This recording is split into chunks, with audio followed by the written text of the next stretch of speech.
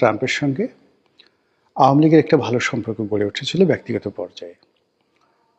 এটা আমি জানি যখন তারা ক্ষমতায় ছিল।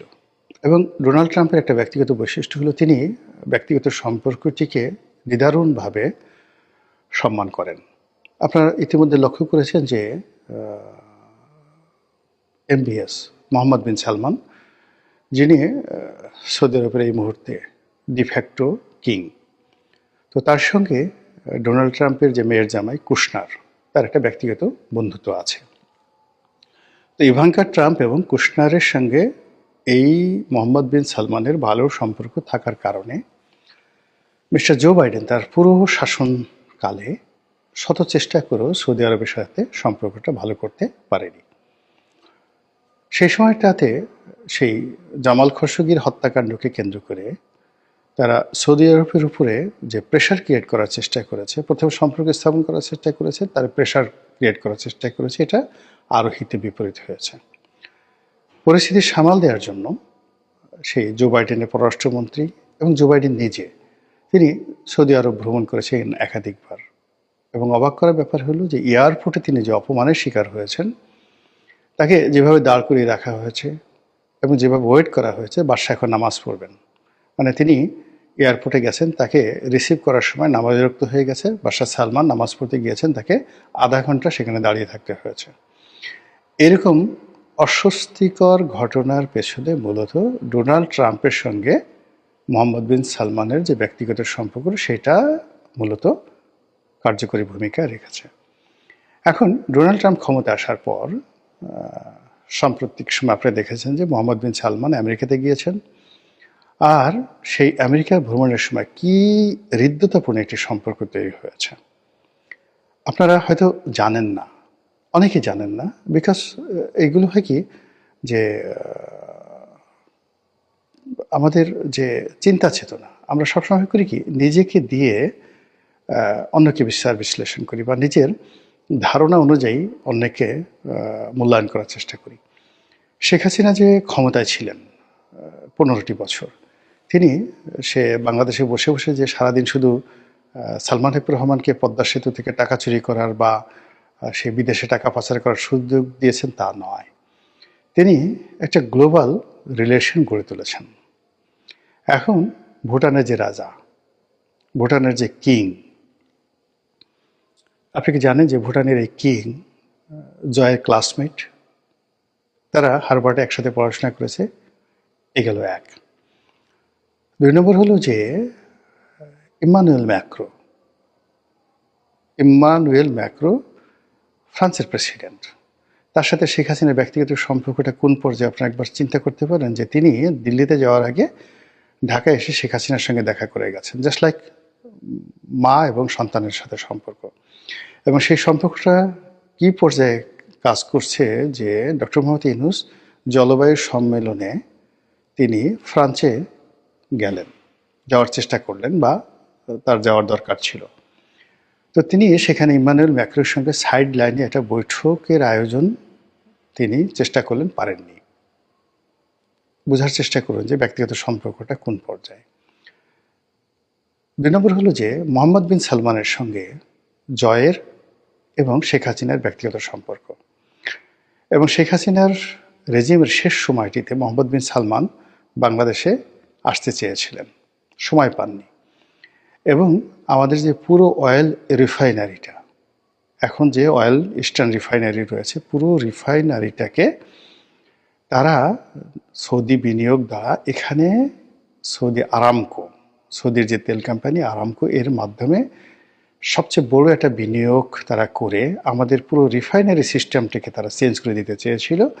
অ্যাট দ্য সেম টাইম তারা বাংলাদেশে মানে সবচেয়ে বড়, মানে এশিয়া না পৃথিবীর সবচেয়ে বড় তারা একটা রিফাইনারি তৈরি করে এশিয়ায় তাদের যে তেল রপ্তানি, সেই তেল রপ্তানির যে রিফাইনারি প্ল্যানটা, এটা বাংলাদেশে করার একটা প্ল্যান তারা করছিল।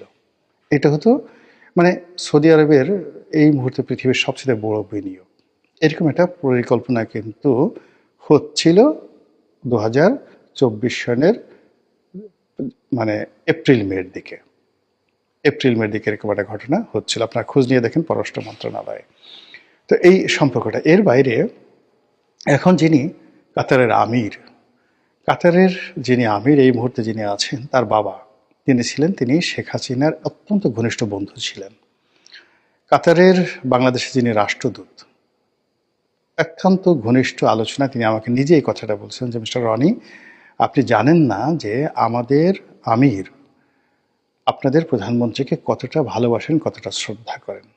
তো সেই আমিরের ছেলে এখন কাতারের আমির, এবং তাকে বলা হয় পৃথিবীর smartest, one of the smartest king এই মুহূর্তে পৃথিবীর। তো ওইদিকে সালমান, এদিকে কাতারের আমির, এদিকে নরেন্দ্র মোদীর সাথে তার সম্পর্ক, তারপর শেষে ভুটানের কথা বললাম, এবং এই মুহূর্তে সিঙ্গাপুরে যিনি প্রেসিডেন্ট রয়েছেন এবং সিঙ্গাপুরে যিনি এই মুহূর্তে প্রধানমন্ত্রী রয়েছেন, আপনি জানেন তাদের সঙ্গে শেখ হাসিনার কী সম্পর্ক।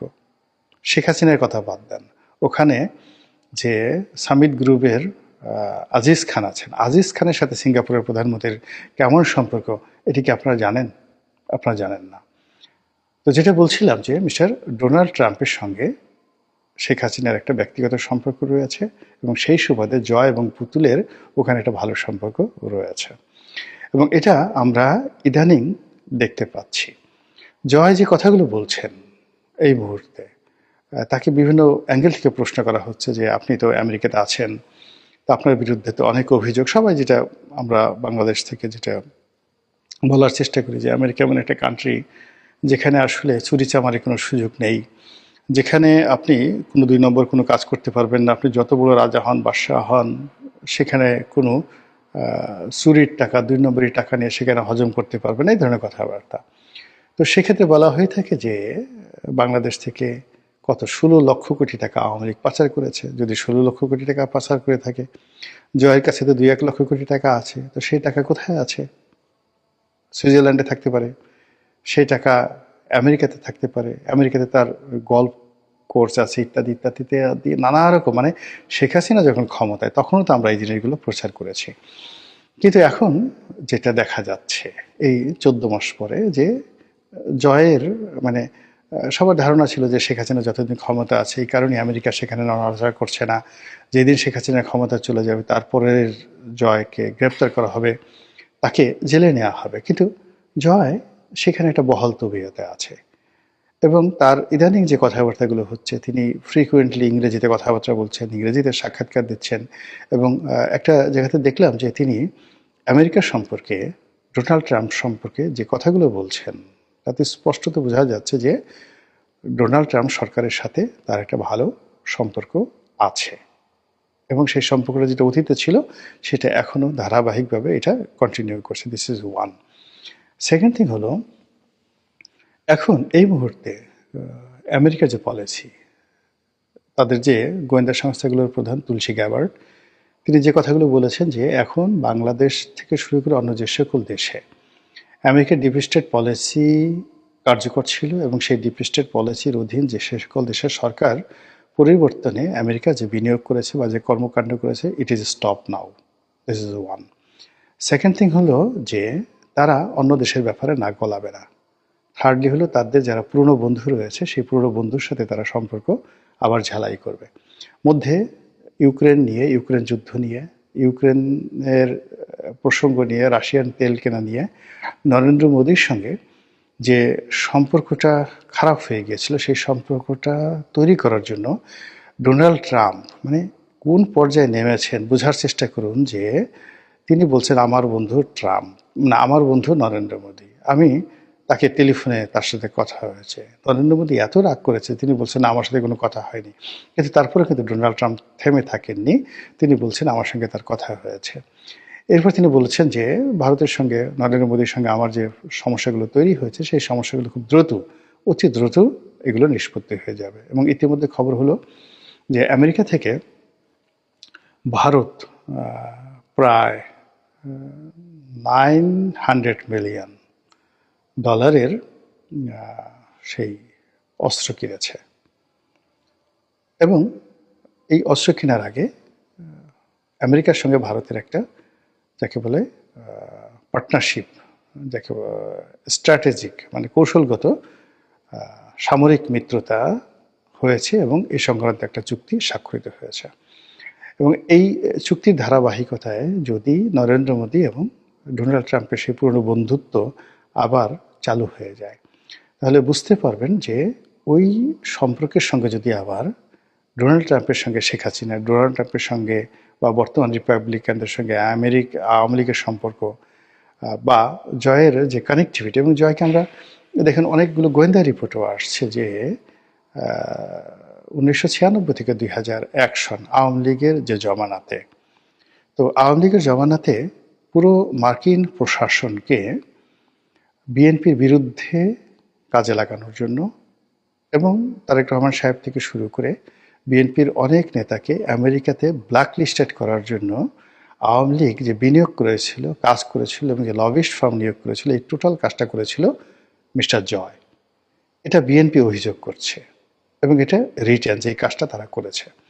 তো যেখানে 96 থেকে 2001 সালের মধ্যে যদি জয় এই কাজ করতে পারে, তাহলে 25 বছর পর জয়ের কি অভিজ্ঞতা কমলো না বাড়লো, জয়ের ক্ষমতা বাড়লো না কমলো, বা পরিবেশ পরিস্থিতি কি জয়ের প্রতিকূলে চলে গেল কিনা, এই জিনিসগুলো যদি আপনি ভাবেন এবং সাম্প্রতিক সময় এএনআই, আমেরিকান মিডিয়া থেকে শুরু করে বিশ্বের তাবৎ বড় বড় মিডিয়ার সঙ্গে পাল্লা দিয়ে যেভাবে সজীব ওয়াজেদ জয়, যেভাবে মোহাম্মদ আরাফাত, মানে সেই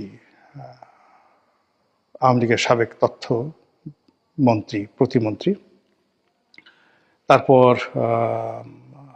শিক্ষামন্ত্রী নওফেল, ব্যারিস্টার নওফেল, স্বয়ং শেখ হাসিনা যেভাবে সাক্ষাৎকার দিচ্ছেন, এমনকি সরাসরি কোনো অডিওতে না, এবার ভিডিওতে এসে ওয়াদুল কাদের সাহেব কিংবা আসাদুজ্জামান খান কামাল যেভাবে বক্তব্য দিচ্ছেন, ওদিকে আমেরিকাতে অন্যান্য যারা আওয়ামী লীগ নেতৃবৃন্দ আছেন, ইংল্যান্ডে যারা আছেন, তারা যেভাবে প্রকাশ্যে রাজপথে নামছেন, তাতে মনে হচ্ছে যে আমেরিকার সঙ্গে তাদের যে দূরত্বটি ছিল, বিশেষ করে এই ডিপ স্টেট পলিসি নিয়ে সরাসরি আওয়ামী লীগ যেভাবে আমেরিকাকে ব্লেম করেছিল, সাম্প্রতিক সময় শেখ হাসিনার সাক্ষাৎকারে দেখা গেছে যে তিনি বলেছেন যে আমি বিশ্বাস করি না বা আমার হাতে ধরনের কোনো ডকুমেন্ট নেই যে আমেরিকা তাকে ক্ষমতাচ্যুত করেছে বা তাকে ক্ষমতাচ্যুত করার জন্য আমেরিকার হাতে কোনো কারণ ছিল বা তার হাতে এই ধরনের কোনো ডকুমেন্ট আছে। ইট মিনস পর্দার আড়ালে নিঃসন্দেহে আমেরিকার সঙ্গে, ডোনাল্ড ট্রাম্পের সঙ্গে শেখ পরিবারের একটা নেগোসিয়েশন হচ্ছে। ফলে যখনই কোনো একটা নেগোসিয়েশন হয় তখন সেখানে সব কিছু স্বাভাবিকভাবে চলে না। তো আগে যেভাবে বললাম যে আমাদের দেশে যে এই যে আইসিটি কোর্টের বিচার, রায়, এটাকে কেন্দ্র করে যা কিছু করা হচ্ছে এটা একটা পার্ট, তার বাইরে আওয়ামী লীগ যে কাজগুলো করছে সেটা আর একটা পার্ট। এখন এই দুটো পার্ট, অর্থাৎ সরকার এখানে আওয়ামী লীগকে অবদমিত করার জন্য, হতোদ্যম করার জন্য যে চেষ্টা চালিয়ে যাচ্ছে, আর অন্যদিকে আওয়ামী লীগ নিজেদেরকে গ্রুমিং করে আবার ক্ষমতায় ফিরে আসার জন্য যেভাবে চেষ্টা চালিয়ে যাচ্ছে, এটা এখন বলতে গেলে অনেকটা মুখোমুখি সংঘর্ষের মতো। এখন এই সংঘর্ষে কারা জিতে সেটাই দেখার বিষয়। মহান আল্লাহ আমাদের সবাইকে হেদায়েত দান করুন এবং হেফাজত করুন। আসসালামু আলাইকুম ওয়া রাহমাতুল্লাহি ওয়া বারাকাতুহু।